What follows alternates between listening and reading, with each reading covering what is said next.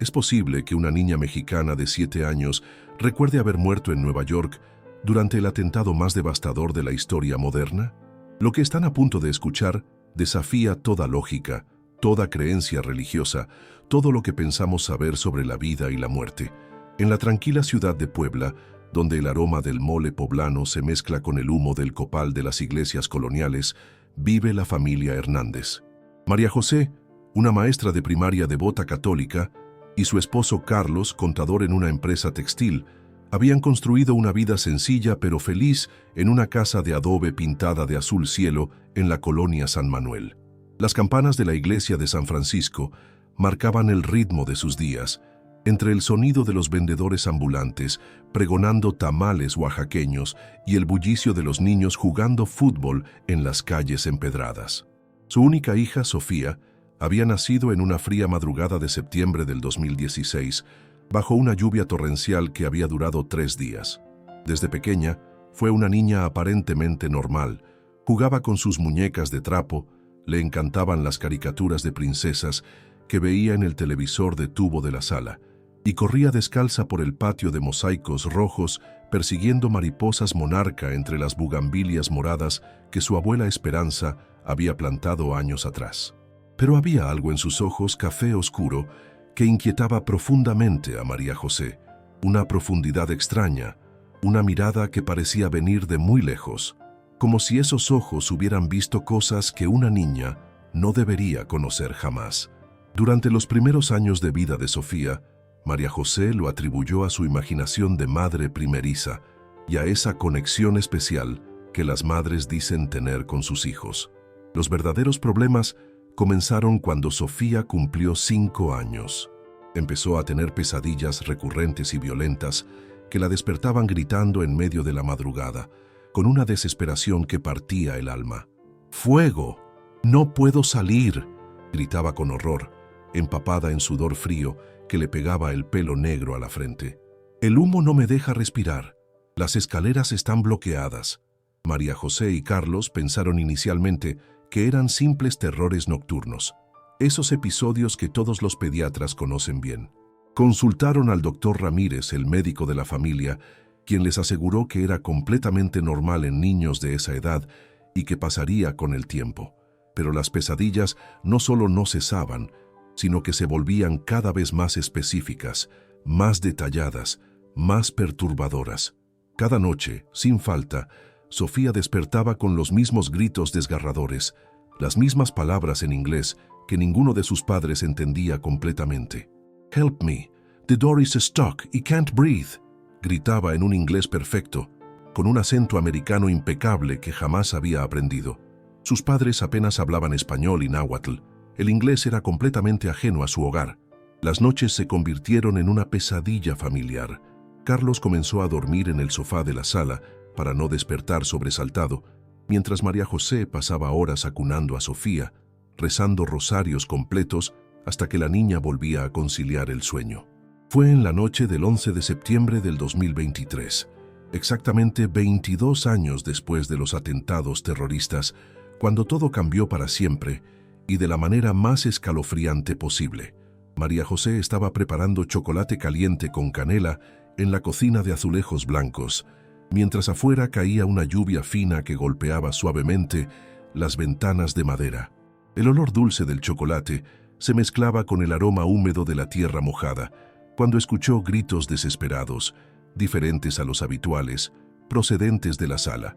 Corrió descalza por los mosaicos fríos y encontró a Sofía sentada frente al viejo televisor, completamente inmóvil, temblando como una hoja al viento, con lágrimas silenciosas corriendo por sus mejillas morenas. En la pantalla aparecían las imágenes documentales que se transmiten religiosamente cada aniversario.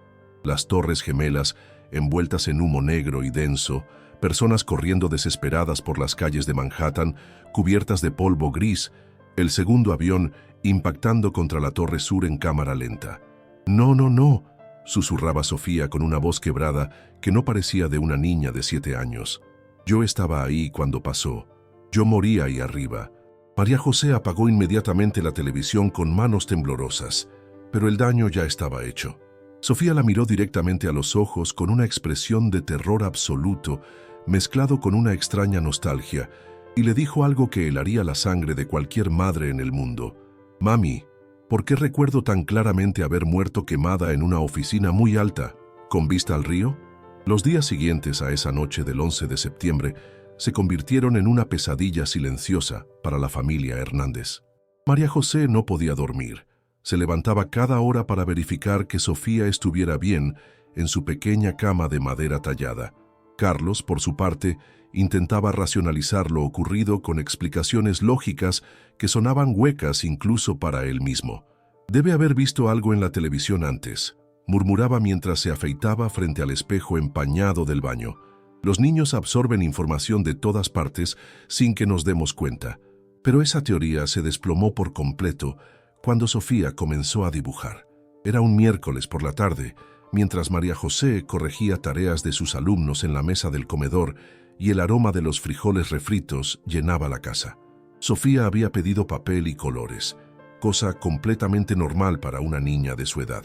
Lo que no era normal era lo que empezó a crear. Sus pequeñas manos se movían con una precisión extraña, como si estuvieran siguiendo un plano arquitectónico invisible. No eran los típicos dibujos infantiles de casitas con el sol sonriente y flores desproporcionadas. Eran representaciones detalladas y técnicamente imposibles para una niña de 7 años. El primer dibujo mostró 2 torres rectangulares perfectamente simétricas, con ventanas cuadriculadas dibujadas con una precisión obsesiva. De las ventanas superiores salían líneas rojas y amarillas que representaban las llamas y pequeñas figuras humanas que parecían estar cayendo. «Mira, mami», dijo Sofía con naturalidad, como si estuviera mostrando un dibujo de su mascota. «Así se veía desde mi escritorio cuando el avión pegó en la otra torre». María José sintió que el mundo se detenía. «¿Tu escritorio, mi amor?» «Sí. Yo trabajaba en el piso 93. Tenía una ventana muy grande donde podía ver el río Hudson y los barquitos que pasaban todas las mañanas». Las manos de María José comenzaron a temblar mientras observaba el dibujo. Los detalles eran demasiado específicos, demasiado precisos. Sofía había dibujado incluso la antena en la torre norte y había diferenciado claramente entre las 2 estructuras. Pero eso era solo el comienzo. En los días siguientes, Sofía produjo dibujo tras dibujo, cada uno más perturbador que el anterior. Dibujó el interior de una oficina con computadoras, teléfonos, archiveros metálicos y hasta plantas en las ventanas. En otro papel, representó un elevador lleno de personas con caras de pánico y escribió al lado, con su letra infantil pero clara: «El elevador no funcionaba ese día». El dibujo que más impactó a María José fue uno donde Sofía había representado un pasillo lleno de humo negro. En el extremo del papel había dibujado una puerta con el número 93, claramente visible, y al lado había escrito nombres que jamás había escuchado en su vida: Jennifer, Michael, Sandra. «¿Quiénes son estas personas, Sofía?», le preguntó María José con voz temblorosa. «Eran mis compañeros de trabajo», respondió la niña sin levantar la vista del papel, donde ahora dibujaba un avión dirigiéndose hacia una torre. Jennifer se sentaba junto a la ventana y siempre traía café muy fuerte que olía rico. Michael era muy alto y tenía una foto de su bebé en su escritorio. Sandra era la jefa y siempre usaba zapatos rojos que hacían ruido cuando caminaba. Carlos, que había estado escuchando desde la cocina, se acercó con una taza de café humeante en las manos. «Sofía, ¿cómo sabes todos esos nombres?» «Porque los recuerdo, papá, como cuando tú te acuerdas de tus compañeros de la oficina». Esa noche, después de acostar a Sofía, María José y Carlos se quedaron despiertos en la cocina, rodeados de los dibujos de su hija extendidos sobre la mesa de formica amarilla como evidencias de un crimen imposible.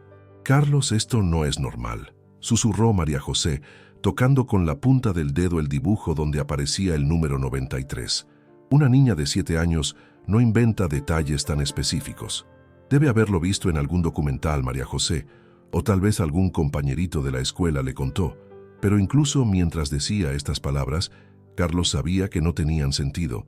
Sofía estudiaba en una pequeña escuela católica del barrio donde las maestras apenas hablaban de historia mexicana, mucho menos de eventos internacionales complejos. La gota que derramó el vaso llegó al día siguiente. María José había llevado a Sofía al mercado de San José para comprar verduras frescas. Mientras caminaban entre los puestos de chiles poblanos y jitomates rojos, pasaron frente a un puesto de periódicos donde el vendedor, don Aurelio, tenía exhibido un periódico estadounidense que alguien había dejado olvidado. En la portada se veía una fotografía aérea del World Trade Center antes del atentado, con un titular en inglés que María José no podía leer completamente. Sofía se detuvo en seco frente al puesto. Sus ojos se fijaron en la fotografía y comenzó a temblar nuevamente. «Ahí está», murmuró señalando hacia la imagen. «Ahí está mi oficina». Don Aurelio, un hombre mayor con bigote canoso que conocía a la familia desde hace años, se acercó curioso. «¿Qué dice la niña?» «Nada, don Aurelio, son cosas de niños», intentó interrumpir María José, pero Sofía siguió hablando. «¿Ves esa ventana de ahí?», dijo señalando un punto específico en la torre sur que era prácticamente invisible en la fotografía. «Desde ahí yo podía ver el puente de Brooklyn todos los días. Y allá abajo», señaló hacia otra parte de la imagen, «estaba el estacionamiento donde guardaba mi carro azul». Don Aurelio frunció el ceño y se quitó los lentes para limpiarlos. «¿De qué habla la niña, comadre María José?» María José tomó a Sofía de la mano con firmeza. «Ya nos vamos, don Aurelio. Que tenga buen día». Pero mientras caminaban de regreso a casa cargando las bolsas de verduras, una pregunta se clavó en la mente de María José como una espina imposible de sacar. ¿Cómo podía su hija de 7 años, que nunca había salido de Puebla, describir con tanta precisión un lugar que había sido destruido cuando ella ni siquiera había nacido? La situación en casa de los Hernández se volvió insostenible cuando Sofía comenzó a hablar en inglés mientras dormía. No eran las típicas palabras sueltas que a veces los niños repiten de la televisión o las canciones. Eran conversaciones completas, fluidas, con un acento americano perfecto que helaba la sangre de sus padres cuando la escuchaban en medio de la madrugada. «The elevator is not working», murmuraba con voz angustiada mientras se agitaba entre las sábanas de algodón blanco. «We need to take the stairs. The smoke is getting thicker». María José comenzó a grabar estas conversaciones nocturnas con su viejo teléfono celular, aunque no sabía muy bien por qué lo hacía. Tal vez para tener pruebas de que no se estaba volviendo loca, o tal vez porque algo profundo en su corazón de madre le decía que esto era importante, que debía documentar lo que estaba pasando. Una noche de octubre, mientras la lluvia golpeaba fuertemente las tejas rojas de la casa, Sofía tuvo lo que parecía ser una pesadilla más intensa que las anteriores. Pero esta vez no solo hablaba en inglés, esta vez parecía estar manteniendo una conversación con alguien más. «Jennifer, don't go back for your purse», gritó con desesperación. «The building is going to collapse». María José se incorporó de inmediato en su cama y corrió hacia el cuarto de Sofía. La encontró sentada en su cama, con los ojos completamente abiertos pero con la mirada perdida, como si estuviera viendo algo que sus padres no podían percibir. «I can't leave Michael behind», continuó hablando, con lágrimas corriendo por sus mejillas. «He's hurt. His leg is broken from the debris». «Sofía, despierta, mi amor», le dijo María José suavemente, tocando su hombro pequeño. «Es solo un sueño». Pero Sofía no reaccionaba. Siguió hablando en inglés, describiendo escenas que ponían los pelos de punta. «The stairs are full of people. Everyone is pushing. I can't breathe with all this smoke. Sandra, where are you? Sandra». Fue entonces cuando algo extraordinario sucedió. Sofía dejó de hablar de repente, volteó hacia su madre con los ojos completamente despiertos y lúcidos y le dijo en español: «Mami, ¿por qué Sandra no me puede escuchar?» María José sintió que el aire se le escapaba de los pulmones. «¿Quién es Sandra, mi cielo?» «Era mi jefa en la oficina. Usaba trajes muy elegantes y tenía el cabello rubio muy corto.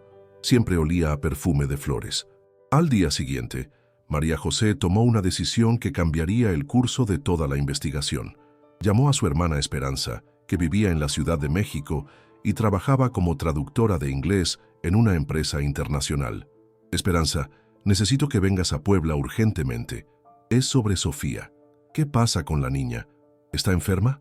«No exactamente, es difícil de explicar por teléfono, pero necesito que alguien que hable inglés perfectamente Escuche lo que dice cuando duerme. Esperanza llegó ese mismo fin de semana en su carro compacto rojo, cargado de dulces para su sobrina, y con una curiosidad inmensa por entender qué estaba pasando. Era una mujer de 35 años, soltera, con el cabello rizado y una mente práctica que no creía en fantasmas ni en fenómenos sobrenaturales. «María José, estás exagerando», le dijo mientras tomaban café en la cocina. «Los niños tienen imaginaciones muy activas». Pero esa noche, cuando escuchó a Sofía hablar en inglés mientras dormía, Esperanza cambió completamente de opinión. La niña no solo hablaba inglés perfectamente, hablaba con terminología técnica de oficinas, con nombres específicos de calles de Nueva York, con referencias culturales que una niña mexicana de 7 años jamás podría conocer. «She's talking about the Port Authority and the subway system», le susurró Esperanza a María José mientras grababan desde el pasillo. «She's describing the morning routine of someone who lived and worked in Manhattan». Pero lo que realmente convenció a Esperanza fue cuando Sofía comenzó a recitar números de teléfono. «Call my mom», decía entre sollozos.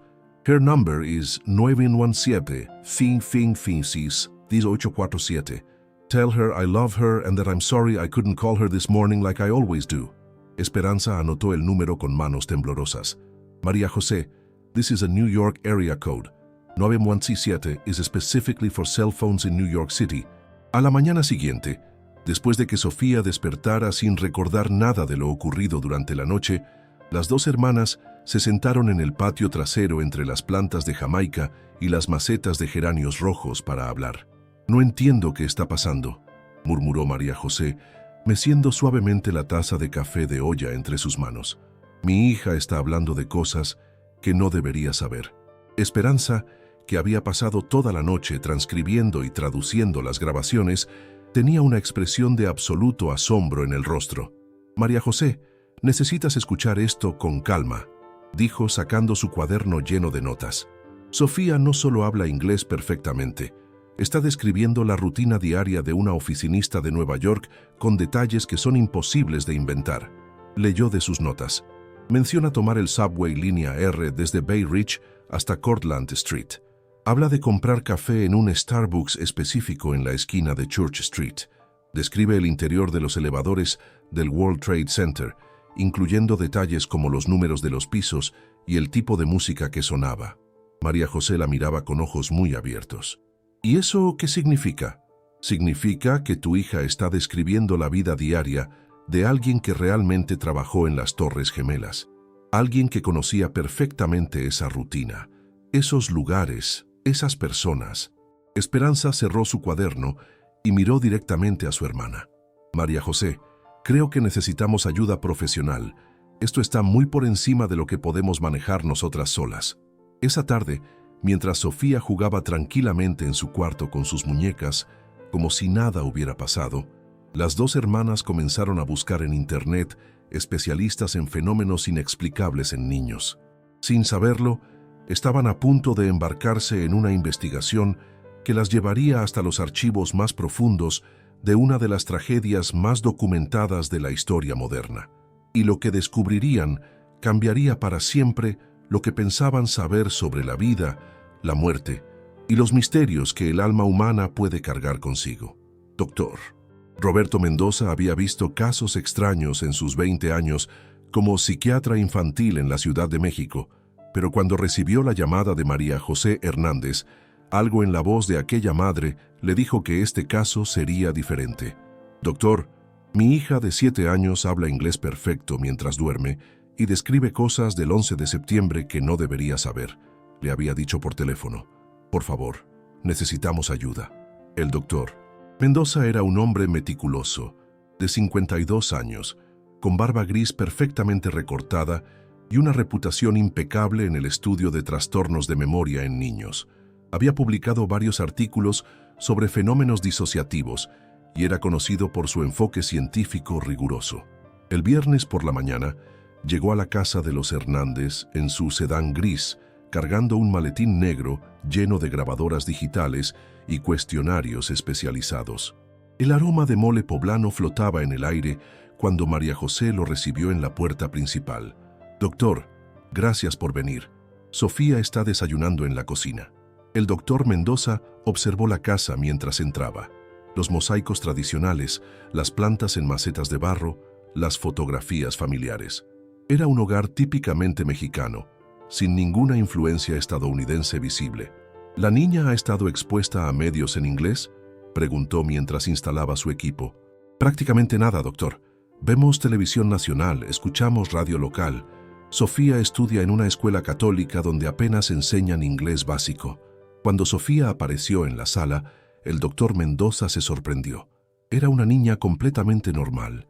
Cabello negro trenzado, vestidito azul, zapatos escolares gastados. Nada en ella sugería algo sobrenatural. «Hola, Sofía», le dijo arrodillándose para quedar a su altura. «Soy el doctor Mendoza.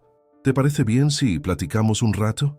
Durante las siguientes 2 horas, condujo una evaluación psicológica completa. Los resultados eran consistentes. Sofía era una niña normal en todos los aspectos, excepto por un área específica de conocimiento que desafiaba toda explicación. «Sofía», le dijo mostrándole una fotografía en blanco y negro, «¿puedes decirme qué ves aquí?» Era una foto del interior de una oficina típica de los años 2000. Para la mayoría de las personas era simplemente una imagen genérica de un lugar de trabajo. Sofía estudió la fotografía cuidadosamente. «Se parece a mi oficina, pero no es exactamente igual. Los escritorios eran más modernos y teníamos computadoras más nuevas. Y había plantas junto a la ventana grande». El doctor Mendoza sintió un escalofrío. «¿Tu oficina?» «La oficina donde trabajaba antes, doctor. En el piso 93 de la Torre Sur». «¿Y qué hacías ahí?» «Trabajaba con números como mi papá Carlos, pero con computadoras más grandes. Ayudaba a las personas a invertir su dinero en la bolsa de valores». El doctor Mendoza dejó de escribir. Una niña de 7 años no debería conocer términos como bolsa de valores. «¿Recuerdas el nombre de la empresa?» «Cantor Fitzgerald», respondió sin dudar. Estaba en los pisos altos de la Torre Sur. Teníamos una vista hermosa de toda la ciudad. El mundo pareció detenerse. Cantor Fitzgerald había sido una de las empresas más afectadas en los ataques del 11 de septiembre. Habían perdido 658 empleados, más que cualquier otra compañía. «¿Cómo sabes ese nombre?» «Porque ahí trabajaba, doctor. Era mi trabajo». Esa tarde, el doctor Mendoza se reunió con la familia en la cocina. «Necesito ser completamente honesto con ustedes. En 20 años de carrera, nunca he visto nada igual». Sacó su laptop y les mostró información que había descargado. Cantor Fitzgerald perdió 658 empleados el 11 de septiembre de 2001. Su hija mencionó el piso 93 de la Torre Sur y resulta que la empresa efectivamente tenía operaciones contratistas en ese piso. María José se llevó las manos a la boca. ¿Qué significa eso? Significa que su hija está proporcionando información específica y correcta sobre detalles que no aparecen en la cobertura mediática general. Detalles que solo conocerían las personas que realmente trabajaron ahí. El doctor Mendoza cerró la laptop. Hay 2 explicaciones posibles. O su hija tiene acceso a información extremadamente técnica que memorizó sin que ustedes se dieran cuenta, o estamos ante un fenómeno que desafía nuestra comprensión actual de la memoria humana. Esa noche, el doctor Mendoza se quedó para grabar los episodios nocturnos de Sofía. A las 2:47 de la mañana, la niña comenzó a hablar en inglés. «The North Tower got hit first. We could see the fire and smoke from our windows. Everyone thought it was an accident until the second plane came». El doctor Mendoza escuchaba atentamente, grabando cada palabra. «I tried to call my mom to tell her I was okay, but the phone lines were busy. I should have left right after the first plane, but we were told to stay put». De repente Sofía comenzó a llorar en sueños. «The building is shaking. We need to get out now. The stairs are full of smoke». Nunca había escuchado una narrativa tan coherente y emocionalmente auténtica de eventos que supuestamente había vivido una persona muerta antes de que la niña naciera. Al amanecer, mientras revisaba sus grabaciones con café humeante, se dio cuenta de que estaba documentando algo extraordinario. «Necesitamos más investigación», le dijo a María José, «y creo que conozco exactamente a quién contactar en Estados Unidos». 3 semanas después de la visita del doctor, Mendoza, la familia Hernández, recibió una llamada que cambiaría todo para siempre. Era un número internacional, de Estados Unidos. Señora Hernández, habla la doctora Patricia Williams, del Centro de Estudios de Memoria de la Universidad de Virginia. El doctor Mendoza me envió las grabaciones de su hija. María José sintió que el corazón se le aceleraba. ¿Y qué opina, doctora? Señora Hernández, necesito venir a México inmediatamente. Lo que su hija está describiendo coincide con testimonios de sobrevivientes que hemos documentado durante años. La doctora Williams era una investigadora estadounidense de 45 años, especialista en casos de memoria inexplicable en niños. Había dedicado su carrera a estudiar fenómenos que la ciencia tradicional no podía explicar y tenía acceso a archivos confidenciales de las víctimas del 11 de septiembre. Llegó a Puebla un martes por la mañana, cargando 2 maletas llenas de documentos y fotografías que había recopilado durante más de 20 años de investigación. Antes de conocer a Sofía, necesito enseñarle algo que va a impactarla mucho. De su maletín negro sacó una carpeta manila gruesa, llena de documentos oficiales. Estas son las listas oficiales de empleados que trabajaron en Cantor Fitzgerald el 11 de septiembre de 2001. Documentos que nunca se han hecho públicos completamente. Abrió la carpeta y comenzó a pasar páginas llenas de nombres y fotografías de identificación corporativa. Sofía ha mencionado nombres específicos en sus grabaciones: Jennifer, Michael, Sandra. Decidí investigar si esos nombres aparecían en nuestros registros. María José se acercó para ver mejor, sintiendo que las manos le temblaban. Aquí está, dijo la doctora Williams señalando una página. Jennifer Walsh, 28 años, analista financiera. Trabajaba en el piso 104 de la Torre Norte, pero ese día tenía una reunión temprana en el piso 93 de la Torre Sur. La fotografía mostraba a una mujer joven, rubia, sonriente. Michael Thompson, 35 años, director de operaciones. También tenía reunión en el piso 93 esa mañana. La doctora Williams siguió pasando páginas. Y esta es Sandra Mitchell, 42 años, gerente regional. Cabello rubio corto, siempre muy elegante. Era conocida por usar zapatos rojos y perfume floral. La descripción coincidía exactamente con lo que Sofía había dicho sobre su jefa Sandra. Doctora, murmuró María José, esto es imposible. ¿Cómo puede mi hija conocer a estas personas? Hay algo más que me tiene completamente desconcertada. La doctora Williams sacó otra carpeta con documentos más antiguos. Contacté a los familiares sobrevivientes de estas 3 personas. Les pregunté por detalles específicos que su hija ha mencionado. Abrió un reporte mecanografiado. La madre de Jennifer confirmó que su hija llevaba una cartera especial ese día, regalo de cumpleaños. Los compañeros de Michael confirmaron que tenía una fotografía de su bebé en su escritorio. Y la hermana de Sandra confirmó que siempre usaba perfume de gardenias. María José sintió que la habitación comenzaba a dar vueltas. ¿Cómo es posible que Sofía sepa esos detalles? Eso no es lo más impactante. La doctora Williams sacó una última fotografía. Era una imagen de identificación corporativa de una mujer joven con cabello castaño y ojos oscuros. Esta es Rebecca Martínez, 29 años, analista de inversiones junior en Cantor Fitzgerald. Trabajaba específicamente en el piso 93 de la Torre Sur. María José miró la fotografía y se quedó paralizada. La mujer tenía un parecido impresionante con Sofía, los mismos ojos café profundos, la misma forma de la cara. Rebecca Martínez era hija de inmigrantes mexicanos. Sus padres se habían mudado a Nueva York en los años 80. Ella había nacido en Brooklyn, pero hablaba español perfectamente y visitaba México cada año para ver a sus abuelos en Puebla. El silencio era denso. Rebecca Martínez murió en el piso 93 de la Torre Sur el 11 de septiembre de 2001. Sus restos nunca fueron encontrados y era exactamente el tipo de persona que su hija describe, una analista financiera que ayudaba a clientes con inversiones. En ese momento Sofía apareció en la sala, regresando de la escuela con su mochila rosa. «Mami, ¿quién es la señora? Es una doctora que vino de Estados Unidos para conocerte». Sofía se acercó a la mesa donde estaban los documentos. Sus ojos se fijaron inmediatamente en la fotografía de Rebecca Martínez. «Esa soy yo», exclamó con naturalidad. «Esa soy yo cuando era grande». La doctora Williams observó atentamente la reacción de Sofía. ¿Recuerdas tu nombre cuando eras grande? Rebeca, respondió inmediatamente. Rebeca Martínez, y vivía en un departamento pequeño en Brooklyn con mi gato Simón. ¿Qué más recuerdas de Rebeca? Que extrañaba mucho a mis abuelitos de México. Quería visitarlos más seguido, pero trabajar era muy difícil. La niña tomó la fotografía con sus manos pequeñas y la observó con una nostalgia que no correspondía a su edad.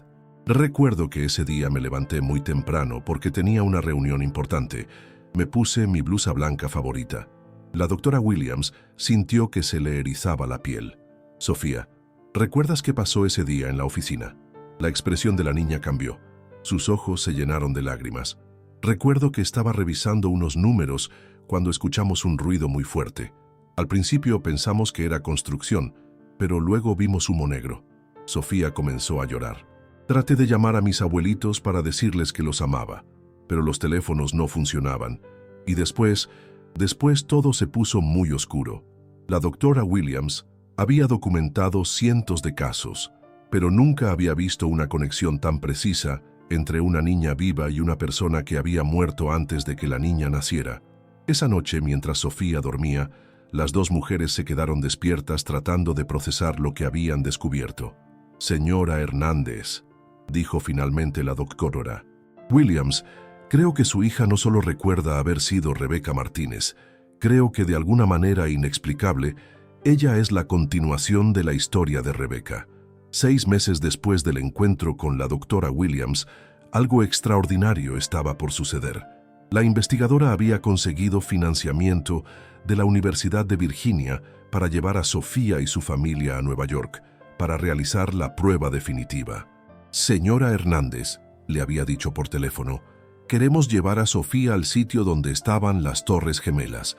Si realmente ella tiene las memorias de Rebeca Martínez, debería poder reconocer lugares específicos que nunca ha visto. La propuesta aterró a María José. Doctora, ¿y si esto le hace daño a mi hija? Tendremos psicólogos especializados con nosotros y necesitamos esta evidencia para que el mundo científico tome en serio el caso. Después de muchas pláticas familiares, decidieron hacer el viaje. Era la primera vez que salían de México. El vuelo de la Ciudad de México a Nueva York duró 5 horas.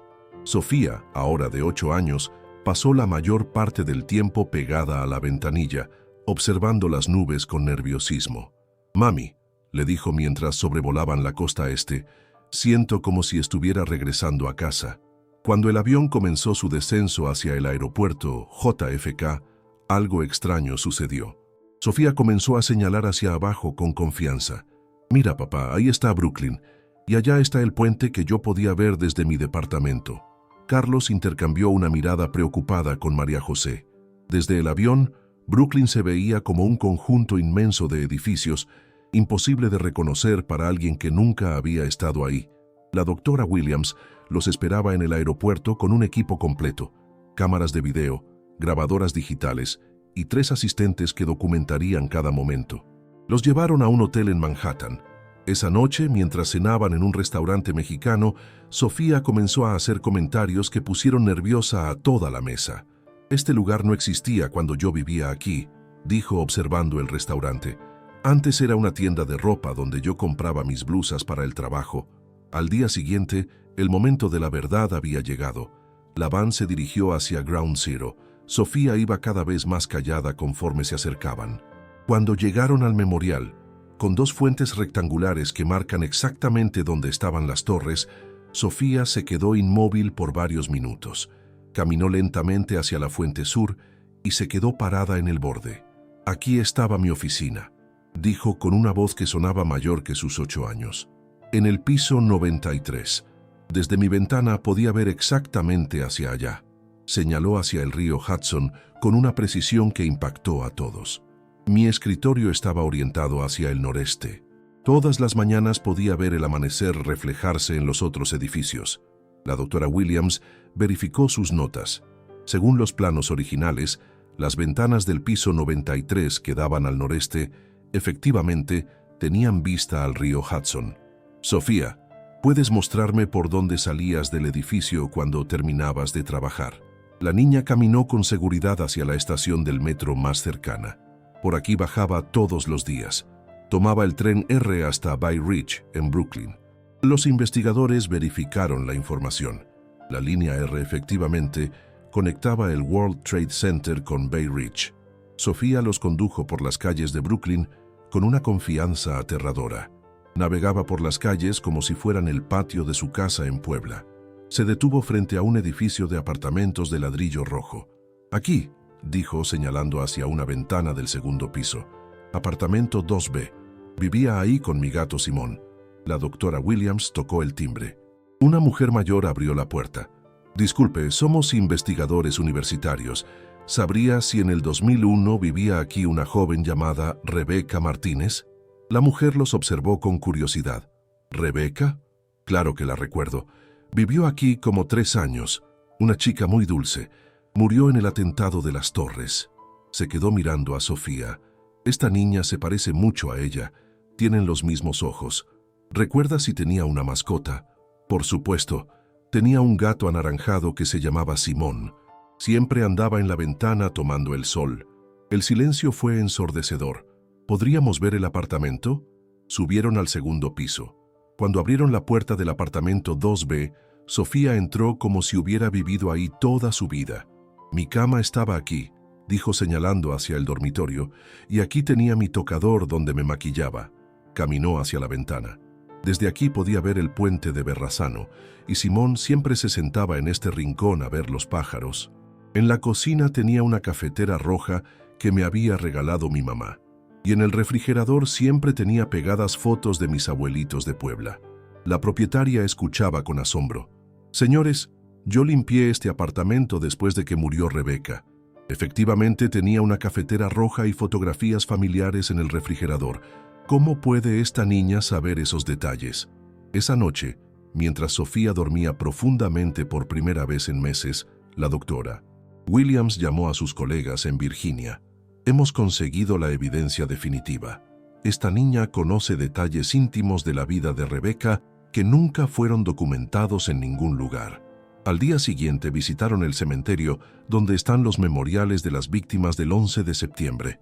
Cuando Sofía vio el nombre Rebeca Martínez grabado en mármol negro, se quedó parada frente a la lápida durante casi una hora. «Gracias por dejarme regresar», susurró finalmente. «Ahora sé que todo va a estar bien». El vuelo de regreso a México fue diferente. Sofía ya no hablaba de Rebeca en presente. Ahora hablaba de ella como un recuerdo hermoso pero lejano. «Mami», le dijo mientras el avión se alejaba de Nueva York, «ya no tengo pesadillas. Rebeca ya puede descansar». Y efectivamente, desde esa noche, las pesadillas de Sofía desaparecieron para siempre. 5 años han pasado desde aquel viaje a Nueva York que cambió para siempre la vida de la familia Hernández. Sofía ahora tiene 13 años y las memorias intensas de Rebeca Martínez se han desvanecido gradualmente, como fotografías que se difuminan con el tiempo. La casa de adobe azul en la colonia San Manuel de Puebla ha recuperado su tranquilidad. Las bugambilias moradas siguen floreciendo en el patio. Las campanas de la iglesia de San Francisco siguen marcando las horas, y el aroma del mole poblano vuelve a llenar la cocina los domingos por la mañana. Sofía se ha convertido en una adolescente completamente normal, pero con una sabiduría emocional que asombra a sus maestros y compañeros. Estudia en la secundaria del pueblo, le gusta la música pop, colecciona pulseras de colores y se ha vuelto experta en preparar quesadillas con flores de calabaza, pero también ha desarrollado una sensibilidad especial hacia las personas que sufren, una compasión que parece venir de alguien que ha experimentado tanto la muerte como el renacimiento. Es la primera en consolar a sus compañeros cuando están tristes y tiene una capacidad única para hacer que otros se sientan comprendidos. María José observa a su hija crecer desde la ventana de la cocina mientras prepara café de olla. A veces se pregunta si todo lo que vivieron fue un sueño extraordinario, pero basta con ver la caja de terciopelo en su tocador, donde conserva la fotografía de Rebeca Martínez, para recordar que todo fue real. ¿Extrañas a Rebeca?, le preguntó a Sofía hace algunos meses cuando cumplió 13 años. Sofía había reflexionado con esa seriedad que aún conserva para los temas importantes. No la extraño, mami, porque ella sigue aquí. Se había tocado el pecho. Solo que ahora somos una sola persona, como cuando mezclas dos colores de pintura y sale un color nuevo.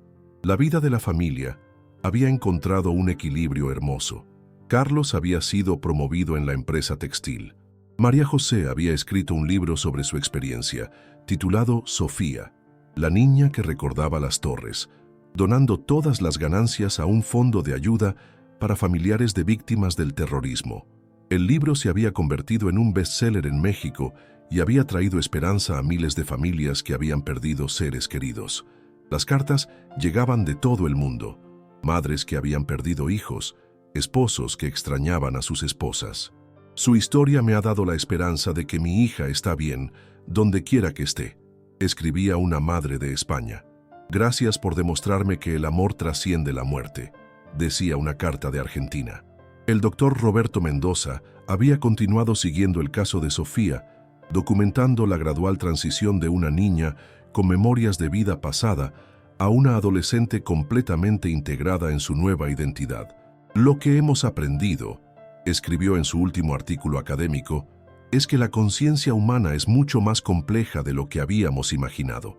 El caso de Sofía Hernández sugiere que la personalidad puede ser un continuo que trasciende la muerte física. La doctora Patricia Williams había mantenido correspondencia con la familia. Había establecido un fondo de becas en nombre de Rebeca Martínez para niñas mexicoamericanas interesadas en finanzas. Sofía había sido la primera beneficiaria. Cuando sea grande, le había dicho Sofía a la doctora Williams durante su última videollamada, quiero estudiar psicología para ayudar a otros niños que tienen recuerdos como los míos. Quiero que sepan que no están locos, que no están solos. El caso de Sofía se había convertido en uno de los casos de reencarnación más documentados científicamente en la historia moderna. Universidades de todo el mundo estudiaban sus grabaciones, sus testimonios, pero para Sofía, toda esa atención era secundaria. Lo que realmente le importaba era que ahora sus padres entendían quién era y de dónde venía, y que su misión de traer paz y comprensión sobre los misterios de la muerte se había cumplido. Un día de septiembre, exactamente en el aniversario de aquel primer episodio, Sofía estaba haciendo tarea cuando levantó la vista hacia su madre. «Mami», le dijo con esa sonrisa que mezcla la inocencia adolescente con la sabiduría de alguien que ha vivido más de una vida. ¿Sabes qué es lo más bonito de todo lo que pasó? Que, mi amor, que Rebeca pudo cumplir su sueño. ¿Cuál sueño? El de volver a abrazar a sus abuelitos de México. Sofía se levantó y fue a abrazar a María José con esa fuerza especial que tienen los abrazos que han esperado más de una vida para darse. Gracias por dejarme ser tu hija, mami. En el cielo me dijeron que ustedes necesitaban tanto amor como yo tenía para dar, y que ustedes me podían dar el hogar que Rebeca nunca tuvo oportunidad de formar. Esa noche, mientras Sofía dormía profundamente en su cuarto decorado con pósters de cantantes favoritos, María José y Carlos hablaban sobre el milagro que habían vivido. ¿Crees que volverá a recordar cuando sea mayor?, preguntaba Carlos. No lo sé, respondía María José, pero no importa. Rebeca cumplió su misión. Nos enseñó que el amor es más fuerte que la muerte, que las familias se forman de maneras misteriosas y que a veces los milagros llegan disfrazados de tragedias. En el tocador de María José, la fotografía de Rebeca Martínez descansa junto a las fotos familiares más recientes. Y si alguien hubiera estado escuchando muy atentamente en esas noches silenciosas de Puebla, habría podido escuchar algo que sonaba como una canción de cuna susurrada por una voz que agradece eternamente el haber encontrado el camino de regreso a casa. Porque el amor verdadero nunca muere, solo cambia de forma, trasciende fronteras y encuentra maneras imposibles de cumplir promesas hechas en el corazón. Y Sofía Hernández era la prueba viviente de que a veces, cuando el amor es lo suficientemente fuerte, ni siquiera la muerte puede impedir que un alma encuentre la paz que había estado buscando. El amor que trasciende la muerte existe, y esta historia es prueba de que los lazos verdaderos nunca se rompen, solo se transforman para continuar su viaje a través del tiempo y de las vidas que se cruzan de maneras que nunca podremos entender completamente. Si esta historia te ha conmovido, te invitamos a suscribirte y contarnos en los comentarios. ¿Has sentido alguna vez la presencia de un ser querido que ya no está físicamente contigo? Tu experiencia podría dar esperanza a otros que buscan respuestas en los misterios más profundos de la existencia humana.